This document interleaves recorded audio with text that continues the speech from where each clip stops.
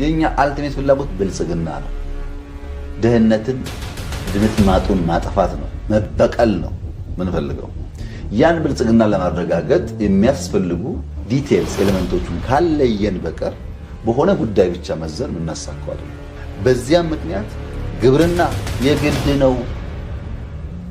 ከፍተኛ ሊመረት የሚችል ያልታረሰ መሬት አለን፣ ውሃ አለን፣ እንደተባለውም ሰው አለን።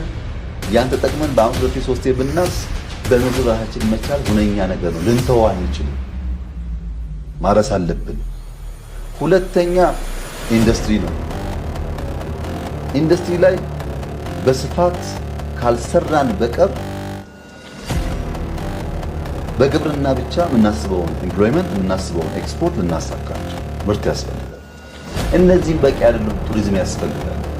ታሪክ አለን፣ ባህል አለን፣ የሚገርሙ ሲነሪዎች አሉ። እነሱም ብንሰራቸው በጣም ሀብት ያለ። ይሄም በቂ አይደለም። የዘነጋነው ሀብት አለ። ማይኒንግ እንጠቀምበት።